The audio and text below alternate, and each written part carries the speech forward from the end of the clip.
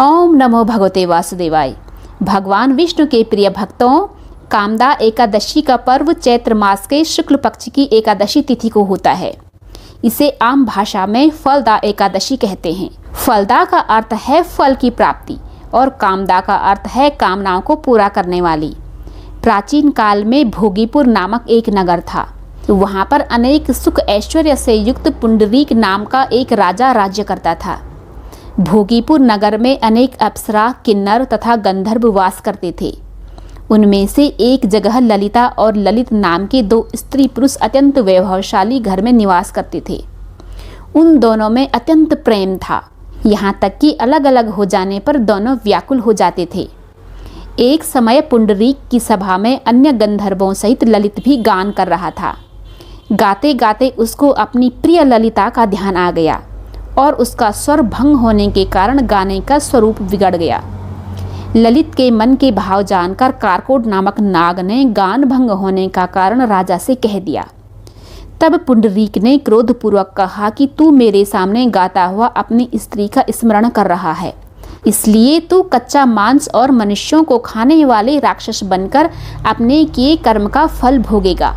तो दोस्तों, पुंडरीक के श्राप से ललित उसी क्षण विशाल राक्षस हो गया और उसका मुख अत्यंत भयंकर, नेत्र सूर्य की तरह लाल और मुख से अग्नि निकलने लगी। उसकी नाक पर्वत की कंदरा के समान विशाल हो गई और गर्दन पर्वत के समान लगने लगी। सिर के बाल पर्वतों पर खड़े वृक्षों के समान लगने लगे और भुजाएं अत्यंत लंबी हो गई। कुल मिलाकर उसका शरीर 8 योजन के विस्तार में हो गया।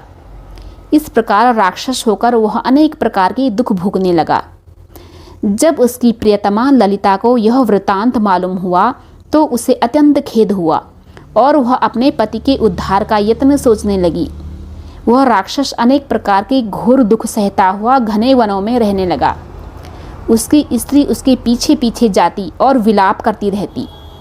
एक बार ललिता अपने पति के पीछे घूमती घूमती विंध्याचल पर्वत पर पहुंच गई। वहाँ पर श्रृंगी ऋषि का आश्रम था। ललिता शीघ्र ही श्रृंगी ऋषि के आश्रम में गई और वहाँ जाकर विनीत भाव से अपने पति के उद्धार की उपाय की प्रार्थना करने लगी। तभी श्रृंगी ऋषि ने उसे चैत्र माह की कामदा एकादशी का व्रत विधि विधान से करने की सलाह दी। उसके बाद ललिता ने चैत्र शुक्ल एकादशी आने पर उसका व्रत किया और द्वादशी को ब्राह्मणों के सामने अपने व्रत का फल अपने पति को देती हुई भगवान से इस प्रकार प्रार्थना करने लगी कि हे प्रभु, मैंने जो यह व्रत किया है उसका फल मेरे पतिदेव को प्राप्त हो जाए, जिससे वह राक्षस योनि से मुक्त हो जाए। एकादशी का फल देते ही उसका पति राक्षस योनि से मुक्त होकर अपने पुराने स्वरूप को प्राप्त हुआ। फिर अनेक सुंदर वस्त्राभूषणों से युक्त होकर ललिता के साथ विहार करने लगा। उसके पश्चात वे दोनों विमान में बैठकर स्वर्गलोक को चले गए। तो दोस्तों, इस व्रत को विधि पूर्वक करने से समस्त पाप नाश हो जाते हैं। संसार में इसके बराबर कोई और दूसरा व्रत नहीं है। ओम नमो भगवते वासुदेवाय।